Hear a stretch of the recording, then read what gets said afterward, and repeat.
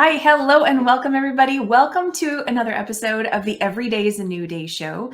My name is Kim O'Neill, and once again, I'm very excited for today's inspiring guest who is bringing more hope to today's show. And I am excited. We are going to be talking in a moment about Wendy Santana, her journey from being medically retired to being a brain tumor advocate. And you'll get to hear more in a moment of what her journey has been like. And oh my goodness, I'm excited to hear about that. So get ready for that. But before we move on, let's take a moment, as we've been doing, to become fully present. Take a deep breath and shake off yesterday. Shake it off, shake it off, shake it off, shake it off. Bringing your energy, your presence, your focus into the present moment so that you have greater clarity. You can have greater peace of mind. You can be tapped into your energetic power more than when anything from, an hour ago, 50 years ago, I don't know, 50 years, that's a lot, 20 years ago, 10 days ago, whatever it is, whatever might be weighing on you, circling around in your memory, your brain, all of it, right? That there's stuff. And the older we get, stuff, shows up and wants to keep playing out. And the way we get to reclaim our power, come back into the present moment, so we can act from this point in time, is by shifting our focus, shaking it off, and coming into the now. So I hope you took a moment to do that with me. Thank you for joining me in that. I'm going to go ahead and share a quote before we bring on Wendy. And today's quote comes to us from Stanley Courier, and we'll be sharing a little bit more about who he is in a moment. But I love this quote. He said, "I've learned that living with hope is a lot more enjoyable than living with pessimism." I love that. Stanley, thank you so much for that quote. I've learned that living with hope is a lot more enjoyable than living with pessimism. What a great example right there about how we get the opportunity to choose. You know what? I think I'd actually feel better and choose hope than pessimism. I love it. Okay, thank you for that quote, Stanley. I'm going to go ahead and share a little bit about today's guest with you, and then we're going to bring her up on screen and meet her and get to talk to her. Wendy Santana is a brain cancer survivor, author, blogger, and advocate for brain tumor awareness and survivors. In 2015, while recovering from a craniotomy and relearning how to walk, talk, and drive again, she published her first children's book, That Thing on My Mom's Brain. In 2017, Wendy experienced another medical setback and began to advocate for others experiencing brain injuries by launching her blog, Second Chance to Live. And in 2021, she began her advocacy campaign, A Face of Strength. Prior to Wendy's brain injury, she was a certified fundraising executive for nonprofit organizations. And in 2023, after being medically retired for 8 years, Wendy became the American Brain Tumor Association's first ever community manager of development for the Western region, where she gets to continue to build awareness, support, and partnerships for the ABTA and brain tumor awareness. And with that, I want to welcome Wendy to the show. Hi, Wendy. Hi. Thank you. Absolutely. How are you doing today? I'm good. I went through that shake it off exercise with you, and I'm good now. Good. Oh, I'm glad. I first just want to say congratulations to living through a brain tumor, being medically retired, and then now here you are, an advocate for the American Brain Tumor Association. Well, you're their community manager, but you're an advocate for everything that they're here to do. And that alone is so inspiring. And so congratulations for what you've been. Thank you, Kim. Yeah. And so real quickly, just for everybody who's joining us today, I met Wendy very, very briefly, but I met Wendy many, many years ago. She was the executive director for a youth mentoring organization that I was a youth mentor for. And to hear what she's been dealing with since then, that was many years ago that we met, and to hear her journey since then, I want to remind everyone today who's going through a challenging journey where maybe you feel like this is never going to end, or, oh my gosh, why did this happen to me? And, maybe you feel like life took a left turn and what's happening. I want to just say right now, remember, like, everything is always a process. You are in process. You don't know, what's coming ahead. I mean, Wendy, did you ever think that one day you'd be right? Okay, a community manager for ABTA, talking about brain tumor awareness back when you were having the craniotomy and dealing with all that? Absolutely not. No. I mean, I was so depressed at that point. I couldn't have imagined that 8 years later I'd be doing this. I'm very grateful. And 8 years, I mean, that's a good chunk of time, but it's also a relatively short amount of time. Like, that's a huge transformation in 8 years. Yeah. I mean, the recovery, all brain tumors are different because every brain is different. A lot is based on where the brain tumor is located and its size and so forth. So my brain tumor was spread across, it was quite large by the time it was discovered, and it was spread across my left frontal lobe and temporal lobe. So it affected my speech and movement. And so I didn't feel well for quite a long time leading up to that. But it was discovered after I had a grand mal seizure when I was lying in my son's bed reading with him. And then everything made sense. So yes, it's been a long journey because especially since I couldn't walk or speak, it took years for me to get both back fully. And I still have some challenges every day because of the brain injury and so forth. But I'm grateful that mine was a slow growing cancer, not versus a fast growing cancer like GBM. What were, for anybody out there who might benefit from hearing, what were some of your signs and symptoms before having that seizure? I mean, did you have were you suspecting that anything that serious was going on? I mean, I went to the doctor a week or two before the seizure, and I was so stressed in my job and so forth. I didn't know what was from stress and what wasn't. And she's like, I just have 15 minutes because I just generally felt terrible. And some of the symptoms now looking back were I was emotional, and which it has to do with the side of my brain that the tumor was located in. Okay. I got emotional in a couple of important meetings. I would come out of meetings and because it was in my left side of my brain, so the right side of my body was swollen, like around my knee and my ankle in particular. Wow. I never saw that as a symptom because I was always pushing myself, and I really wasn't listening to my body. So that's why I couldn't explain exactly what was going on to my doctor, because so much was going on. And that's the biggest difference now, is that I'm more integrated in my whole body versus being only in my head. And I was a workaholic, just pushing every deadline felt like a matter of life and death. And of course, now I know what life and death is, really is. But my whole perspective has changed over the years while I've been recovering. And yeah. It's interesting to hear you say, I always I tend to see like patterns and stuff, and I'm sure you've seen this too, right? For you to say, I was so in my head, and yet there was literally a brain tumor, right? So that's fascinating. And I mean, interesting. And then also the workaholic piece. I love that thank you for bringing that up. I was going to ask you about that.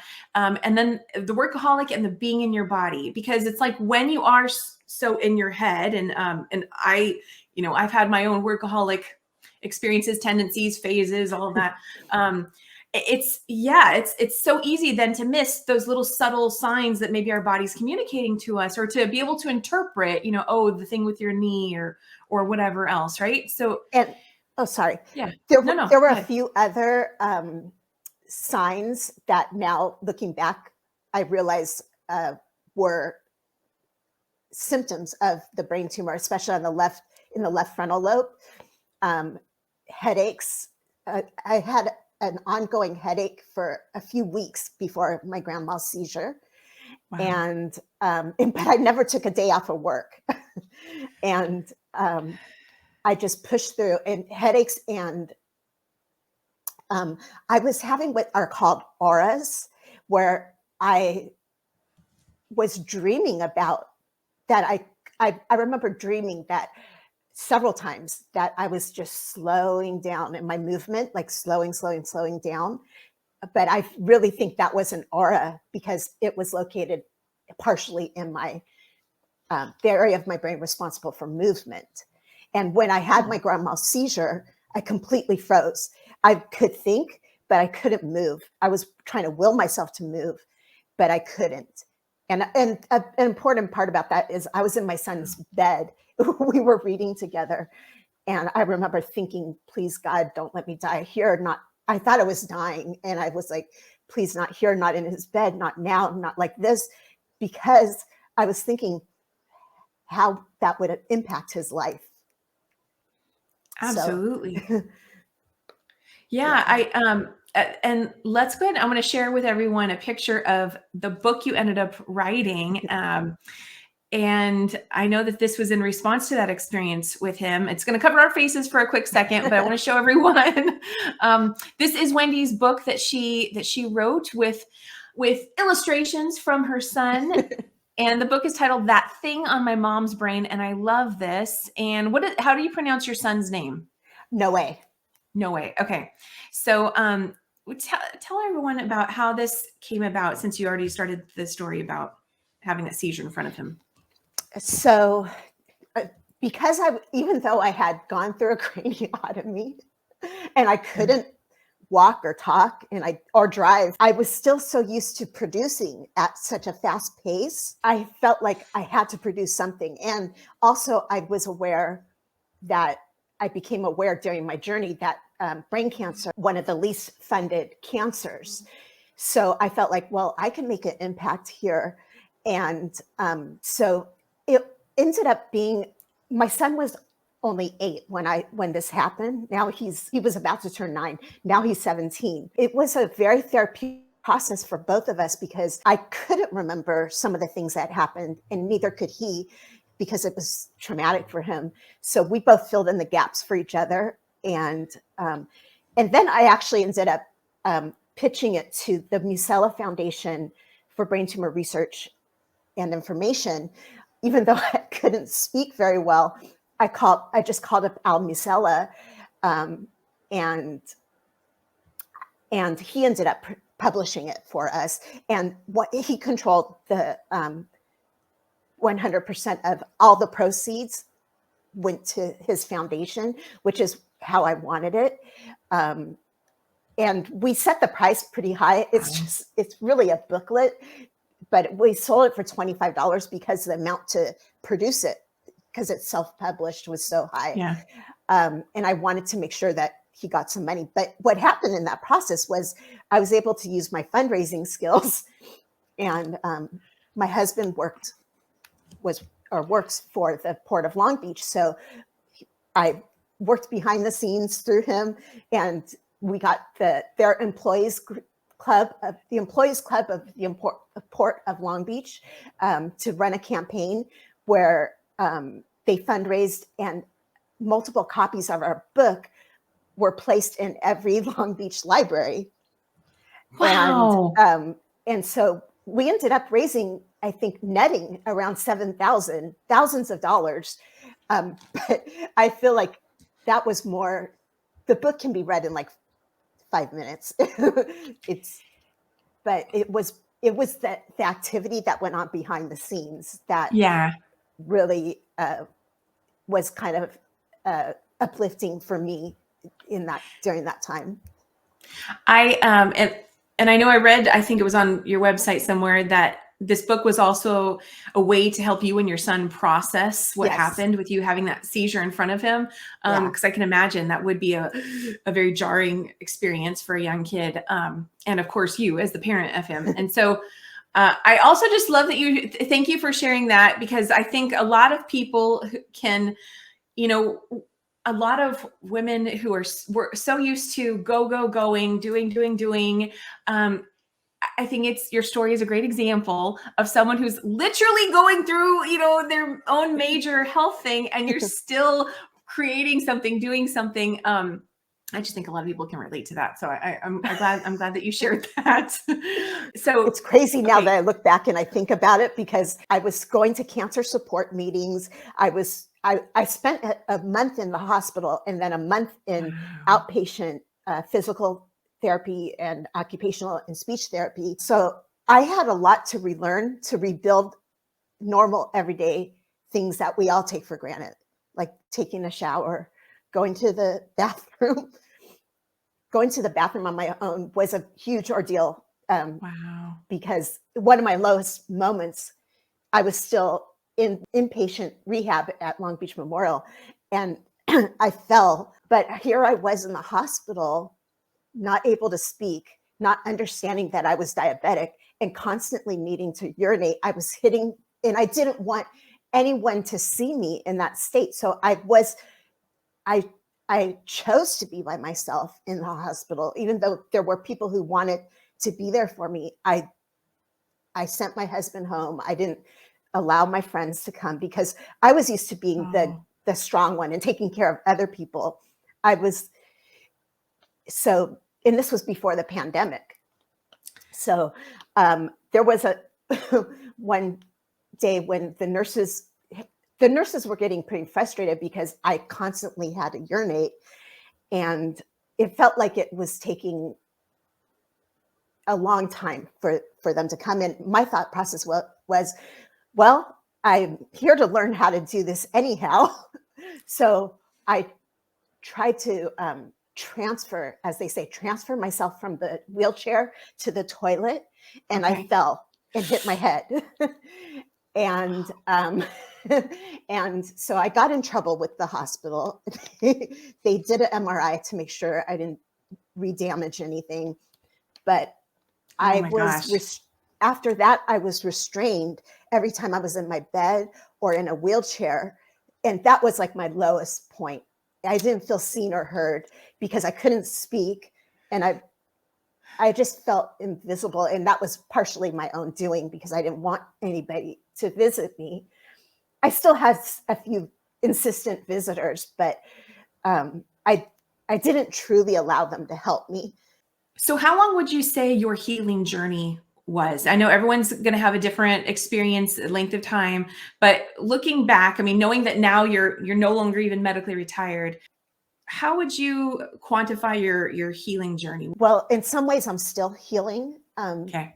The transition back to work has been very harder than I thought, even though I'm working remotely for the most part, because when you have a brain injury, you get brain fatigue, which is different than a regular fatigue.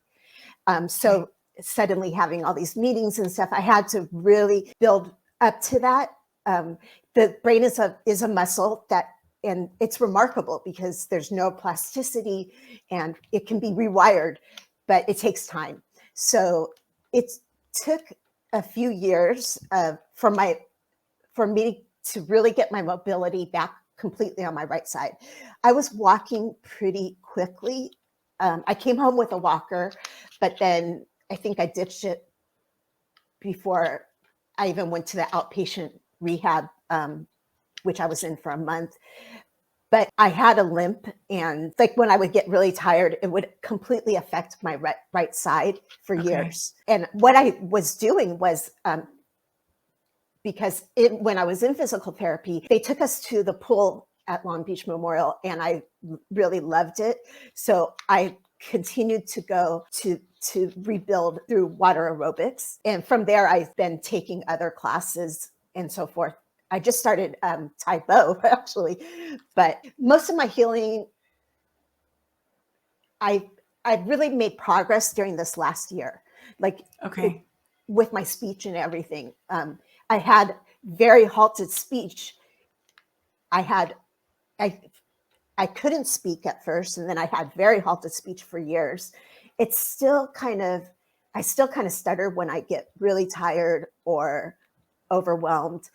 But I pushed myself through that by giving a few speeches, like with the American Brain Tumor Association. I was a volunteer, and I was on the BT 5K committee, the Breakthrough for Brain Tumor 5K that they do, and in 2019, and I gave the survivor speech that year. And even though my speech was halted, I feel like that played a role in my neural pathways reconnecting. Good. And then prior to that, I gave a speech for KPCC Unheard LA about brain tumor awareness and so forth. It was called Return to Zumba, because before I was diagnosed, I was really doing Zumba on a regular basis. But the funny thing was, in rehab, in the hospital, my husband told the physical therapist that that was a goal for me. And at the time, I saw it on the board, and it just pissed me off. Because I was like, I can't even walk. This is not a realistic goal at this moment. It was like, why are they listening to him? I'm the one that they should be listening to. But I did return to Zumba. It just took several years. Okay. And so, yeah, I think I answered your question. Yeah, you did. And I think that's a really good, I love that you just added the whole Zumba experience, because I think a lot of people can relate to that, whether you've had an illness or whatever, when you have some sort of experience where it feels like you aren't at the same capacity you used to be, it seems easy to say, what, like, that's never going to happen again. Or what do you mean? Like, why are you saying that when this is my current reality? And you had that experience and you still worked towards it. I mean, it's very much filled with hope and possibility, showing that anything is possible. So I think that's really good. And I think I want to go back a little bit to, you were this workaholic going at this really fast pace. And then here you had this experience that like pretty much forced you to completely slow down. Yeah. I had no choice. Yeah. What did that teach you? Oh, it was a long process, because at first I was depressed and I was resistant, but then there were gifts that came out of the experience. I learned acceptance, forgiveness, mindfulness, and gratitude. I never really incorporated all of those things into my thoughts when I was just going so fast on it every day. And when I was depressed, I was still doing the cancer support community had a yoga for cancer patients program that I went to during the first few years. This was all, again, during the pre-pandemic. And I met one of my neighbors named Shoshana, and she was doing meditation. And so I went to a meditation with her, and afterwards I told her I was depressed, and she's like, say yes to 25 things. And I was thinking, I'm a people pleaser. I don't need to say yes to 25 more things. I need to say no. But what she meant was say yes to, like, the birds chirping, things that what you hear, smell, taste, and feel. And I did it. I was very resistant. I had to literally count the first few times, but once I got it, I got it. I was still dealing with that.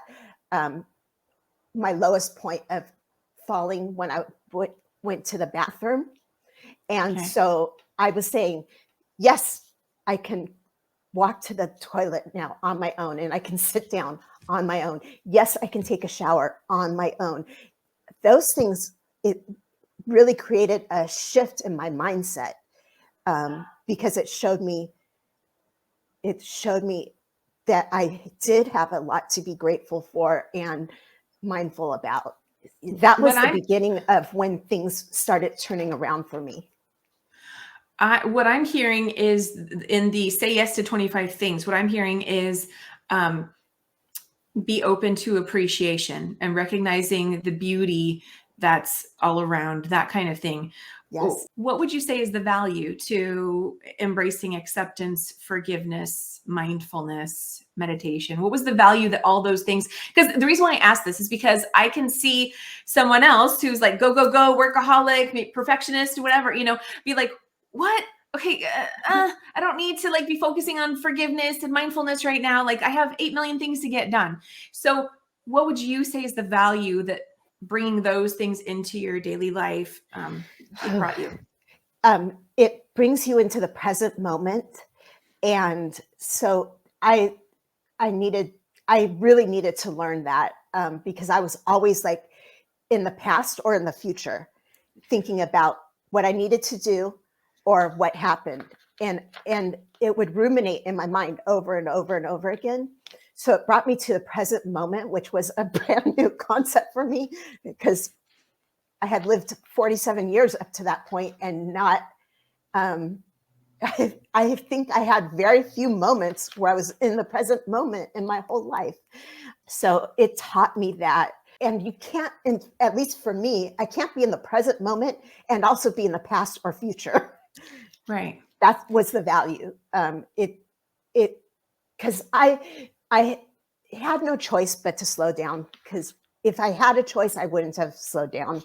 I'm sure the universe sent me some messages several times and I just didn't get it. So then it was like, here, now you have brain cancer. You have no choice. But it helped me by being present, I was able to move forward in a positive way. Wow. That's a really good, I love that you framed it that way.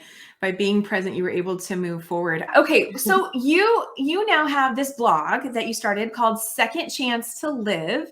And within that, you started a campaign titled A Face of Strength. Tell everyone about those two things. So it's called Second Chance to Live because my husband reminded me often that I had a second chance to live because I didn't die. And I had a chance to get my life right. I had no idea what I wanted to do with the website or the blog when I started it. I couldn't speak at that time. I was very well, at least. So it forced me to learn different skills. And I had an opportunity to redefine myself and rediscover who I was and so forth. So I knew nothing about building a website or what I wanted to do with it. But organically, I was reading a lot of books about survivors, in particular cancer survivors, and then I was interviewing them for my blog.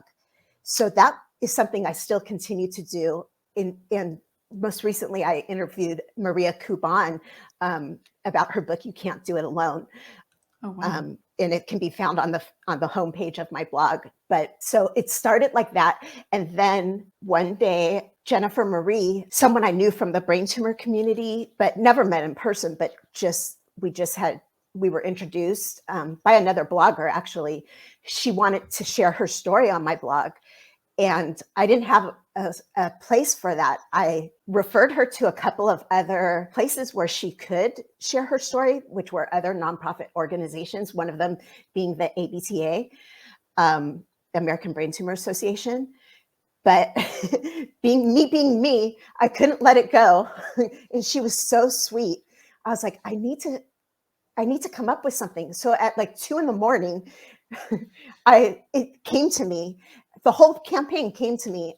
And fortunately, I have a Samsung Note phone. So at 2 a.m, I was writing on my phone all of these thoughts and notes that were coming to me because I was just being flooded with information. And so it was called A Face of Strength. That name just came to me. And I started with Jennifer Marie's image and quote. And my goal is and was to create 365 images it's been going on for, I think, almost 2 years now. And I have around over 200 images, and since Jennifer Marie ended up dying, her brain tumor started as an astrocytoma. It was brain cancer, but it progressed to a glioblastoma, which is terminal for most people. And she passed away. And so now I do every image in her memory, unless I'm doing an image in memory of someone who passed away, which I love doing those as well. I feel honored every time I'm asked to do one. And I feel like I'm really connecting with that person or with their family spiritually. But a lot of people, and then I'll use the hashtag never forget that person's name. But a lot of people don't have a digital footprint. So I'm helping them to have a digital footprint to be remembered if they haven't like done stuff themselves. This is helping them and their families, because every time I push something out in their loved one's memory or recognize someone who is a survivor, they really appreciate it. And part of that came from my lowest point when I didn't feel seen or heard. So I kind of did it like I push them out, the images, as if they're, I say, from Second Chance to Live. And I recognize them, do a statement of recognition for each person when I publish the posts. So now I make it clear that it's my blog, but I don't know. It's just something I love doing. And May is Go Gray month. Go Gray in May, they say. Brain cancer awareness month. So I'm currently in the midst of just publishing pages of people that I've already done images for. I think it's a beautiful gift that you're giving people. And so I just want to recap for everyone with us today, whether you're watching this as it comes out in a video format or any of the podcast platforms. And correct me if I'm wrong. So this is your Second Chance to Live your Face of Strength campaign is for anyone who is a brain tumor or cancer survivor, or any of their loved ones from anyone who's passed away who'd like to create a digital footprint and recognize their loved one. They can simply go to your website and fill out a little form, answer some questions, and then you will create a post and share them, highlighting them and their quotes on social media. I also create images for people who choose to be in this career, because it's not an easy field. And I appreciate every single person who chooses to get into it. So yeah, this is not that they need that acknowledgement, but a face of strength is my way of just putting a face on the disease, because it's so unknown to most people. And it's my way of honoring the strength and wisdom that is within our community, the brain tumor community, because there is so much strength and wisdom from people who have survived a brain tumor. Because this is different from other cancers in that the brain is our CPU for our whole body. So it affects everything based on where the tumor is located and so forth. Well, so I just put this on the screen. So her website is secondchancetolive.com, and that's with a 2 in 2 places. So it's the number 2, NDCHANCE, the number 2, LIVE.com, secondchancetolive.com. And if you'd like to share a little bit about your story or get featured on social media, share, a loved one of yours, you definitely go there and go to her A Face of Strength campaign to check that out and see what she's doing, and check out her social media links so you can see how it shows up. And so, Wendy, I want to go ahead and show everyone just a couple of the images that you've created and quotes from, you mentioned Jennifer Marie, how she was the inspiration for this. And then we also have one from Stanley. So our faces are about to be covered up right now, but you'll still be able to hear us. And while you do that, I want to clarify that it's a brain tumor and cancer campaign. Okay. So because there's so many other types of cancer that Okay. can metastasize to the brain. Got So it. I don't leave out other cancers. Okay. So, want to highlight here in loving memory of Jennifer Marie. And she said, going through what we survivors go through really helps us to see life differently. It makes us appreciate how precious and how short life truly is. We definitely are a family. We have a sense of connection because we really understand one another. I love that. And that definitely speaks to how you were talking about not feeling seen and heard. And it sounds like she's reflecting part of that. And I want to share this one from Stanley as well that I really enjoyed. We have Stanley Courier, who's a brain cancer survivor. And his quote is, I've learned that living with hope is a lot more enjoyable than living with pessimism. For me, my loved ones, and for so many others, I hope with all my being that scientific advances and breakthroughs continue in the realm of cancer treatments and cures. I'm hopeful for long-term survival. I just love what you're doing. What's it like for you to now be an ambassador for, the American Brain Tumor Association, for their organization, and being able to bring awareness and support and advocacy to all this? So I was a volunteer. I started volunteer. Okay, let me back up.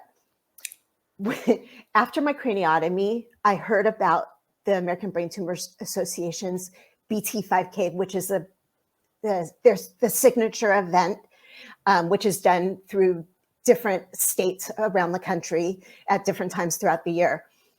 So I heard about the Los Angeles one, and it inspired me before I could walk to walk a 5K, which is just over 3 miles. At the time, I was barely walking 3 blocks. So I had to build up. And by 2018, I did participate in my first BT 5K, and it was at USC. And it was, and also before I go to that, one of the ways I was affected after my brain surgery was lights and sounds. I couldn't tolerate bright lights or loud sounds. So it took until then, and after my KPCC Unheard LA event, to where I felt I could tolerate the crowds and the sounds. So in 2018, I participated. And then by 2019, I joined the planning committee. And then I ended up volunteering in a multitude of different ways with the American Brain Tumor Association. Each volunteer opportunity helped me regain my confidence and my sense of self, and made me feel better about what I was going through. Like I was helping other survivors and so forth. It gave me a sense of purpose. Then I was on the Volunteer Leadership Advisory Committee, which is a higher level of volunteer at the ABTA. And I heard about this position opening up, the community manager west of the Western region. And it was perfect timing because I was having more days where I felt good than when I felt bad. And I felt 99% ready. I wasn't looking to go back to work, but I couldn't resist applying for this position because it felt like I didn't want to regret not going for it. And I also couldn't imagine anyone else doing it. You're a great fit for it. So in this position, I'm working full time, and the blog stuff I do on my own time. But since the ABTA is based in Chicago, they've had relationships with major hospitals in Los Angeles and California and the Western states, but they didn't really have someone to spend time building those relationships. So I'm the person who's now going into these hospitals, making sure that they're aware of all of the patient and family services that the ABTA offers. That's great. In addition to research grants for young researchers who have great ideas about how to get the cure for brain tumors and brain cancers, because in the last 20 years, only 3 new treatments have been discovered. And Wow. part of that is because this particular disease is so low funded. Even though President Biden's son passed away and John McCain passed away from a brain cancer, it still remains one of the lowest funded diseases. So part of what I'm doing now is getting sponsorships and putting together a committee for the Los Angeles and San Francisco BT5Ks. And so I'm going to do a little plug. If anybody's interested, the Los Angeles BT5K will take place on Saturday, October 14th at Tongva Park in Santa Monica. And I'm building a host committee right now, which will start meeting in June through October. Okay. If anybody wants to get involved. And so that's part of what I do, in addition to making sure that the hospitals and brain tumor centers are aware of everything that the ABTA does and connect. And if they want to learn more, I'll connect them to either the mission department or the research department, where they can do presentations and so forth. It's all part of the Meet Hope Head On campaign. Everything counts toward it. Okay. So okay. Yeah, and so anybody who'd like to check out more about that on the ABTA's website, simply go to abta.org/Meet Hope Head On, and you can find out more about that event. So now I know the ABTA also has their own thing that they're doing to help people share more of their story. I'm going to put a link up on the screen. Tell everyone a little bit more about how they can submit their story for Meet Hope Head On. They can just go into that link and write about whatever they want about their story. It could be brain tumor survivors or brain cancer survivors or caregivers, anything like that, because the ABTA wants to reach 500 brain cancer survivors through this campaign, interacting with them and sharing their stories. So it's an opportunity for people to have their whole story heard or read about and seen. That's so awesome. So in addition to what we already shared a moment ago about Wendy's blog, her Face of Strength campaign, you can also go here to the abta.org website. And that's the full link is abta.org/Meet Hope Head On. Submit your story. There's some hyphens in there. So actually go to the website at abta.org and their Meet Hope Head On campaign so that you can learn more about that and then have another opportunity to submit your story, be heard, and of course, be the bright light that you are in the world too. So I love that. Thank you for sharing about that too, Wendy. There's also a BT5K page, bt5k.org. Or through abta.org, where they can find the BT5Ks and register for them. And yes, so this is a very I'm excited about this campaign, and that's part of why I decided to come to work for them full time at this point right now, because it was just launched a few months ago. It's a 5-year, $50 million campaign, but it's because we are, in my opinion, we're going to do this. We're claiming this space and time as we need to get this done. The things need to be shaken up. So we need to raise 50 million in order to triple our research investment, double the amount of patients served, and double the federal fundraising or federal funding. And like I said, only 3 new treatments have been discovered in the last 20 years. Brain cancer is also the 10th leading cause of cancer death in adults and the number 1 cause of cancer death in children. Oh, wow. Yeah. And those are just a few of the statistics, but way more people are living with brain tumors and primary brain tumors and metastatic brain tumors than people realize. That's what that means, is brain tumors that come from other cancers and metastasize to the brain. Got it. Okay. Wow. Well, I'm sorry that you had the experience of having to deal with having the tumor and all of that. But I do just want to highlight like how interesting that here you are, this fundraising expert, and now you're getting to, and then you have this personal experience and you get to combine the two to bring the awareness and the 50 million, which I have total faith that you'll be able to do.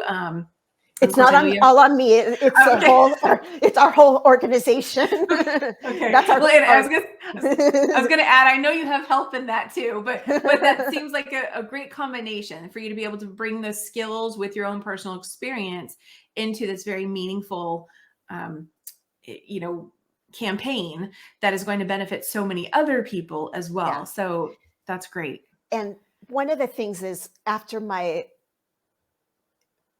grandma's seizure, I was in the hospital, and then after my craniotomy, I was depressed because I lost my sense of self. As a workaholic, I identified myself as work, and I was suddenly an out of work workaholic.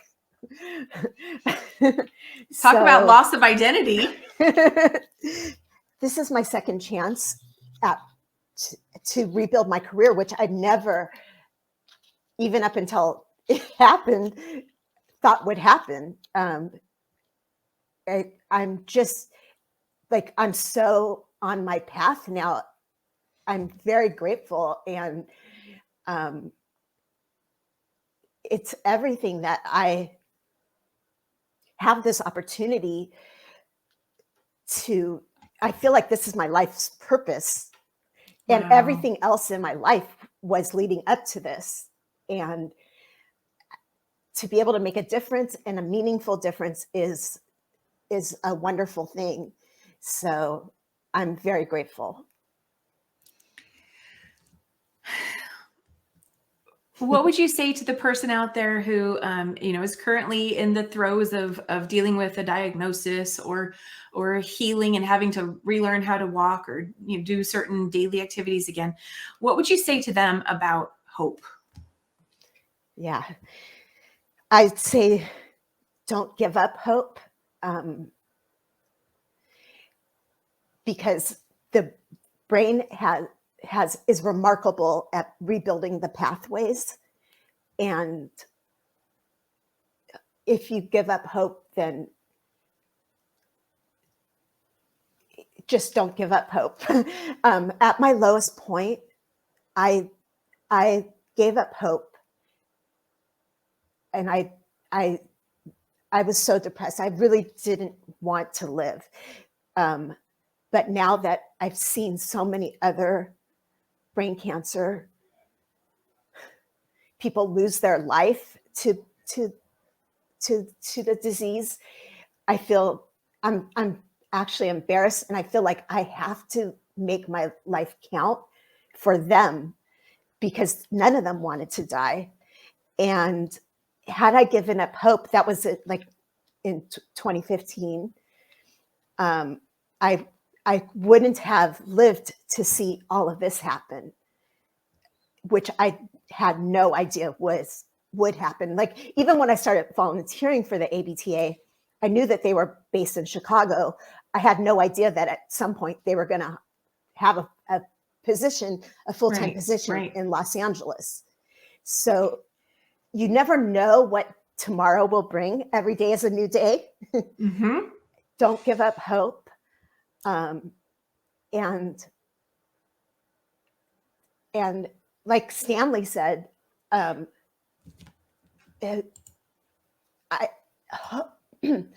optimism is a choice, and things are a lot better and go a lot smoother when you're able to make that choice. So not giving up hope is also a choice, although some people have hope and do everything that they're supposed to do, like have a good attitude and do every single treatment and still lose their battle. Right. But it's a matter of how they go out, how they leave this planet, that's within their control. Like, they're thoughts and their ability to appreciate to have hope and appreciate every single day and every single moment is something. Because, like, for instance, I had a brain tumor bestie, and in who I interviewed for my blog a few times, and she had glioblastoma, and it got to a point where she knew that she was going to lose the battle, but she was focused on the time that she had left, being able to communicate and visit and connect with so many loved ones.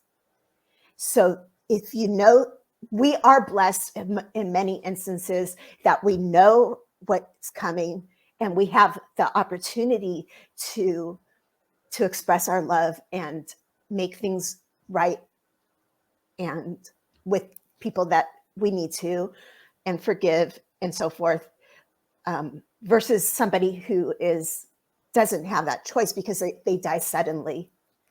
In most cases, it's not a sudden death. I want to go back to we're nearing the end of our conversation today, but I love that you brought in, meaning and purpose into what this experience is brought to you, and how that, of course, came through as a result of you not giving up hope. I mean, you had the experience where you did, but then you regained hope and, and continued on. And what I want to go back to is earlier when you said that acceptance was one of the things that you learned. I think whenever life throws us a curveball that we never saw coming, it's so easy to get hung up on and attached to, but life was supposed to look like this. Things were supposed to turn out like this. And I've learned, and I've heard that other people say it too, how, acceptance of what is what actually frees us from the barriers that are preventing us, like you said, from moving forward. And so in that act of, okay, this is what life looks like right now, I choose to accept this. And it doesn't mean that's all there is. It means you now get to create anew from that point in time, rather than being blocked by life was supposed to be like this, but it's not. And therefore that doesn't leave you any room to move. So I just wanted to go back to that word acceptance. That's really coming up as you were speaking. And in the cancer community, it's accepting our new normal, because I'm still not the person in some ways that I was, well, in a lot of ways that I was before this diagnosis. Some are positive and some are not so positive, but I've accepted that I will never be that person again. A lot of things turned around for me when I accepted that. And thank you for adding that. You are a new transformed person. And I want to highlight, I can totally get that there would be a sense of, grief or sadness around something like that. And there's the hope aspect, and acceptance brings in that, like, now you get to be this person who's living a meaningful life, and whose life experience can come and be congruent with what you're doing. I mean, to me, that's like the best experience ever, is to be congruent with what you do out in the world, kind of, having that fulfilling, heart-led experience on a daily basis with your work. To me, that's the ultimate. So I love that you're able to say that. Wendy, we are nearing the very end of this conversation. Do you have any final words you'd like to say to anybody who's watching today, and any final words you'd like to say to them? I think just slow down and listen to your body. I mean, I say just because if prior to this experience, if someone said that to me, I would have been like, yeah, right.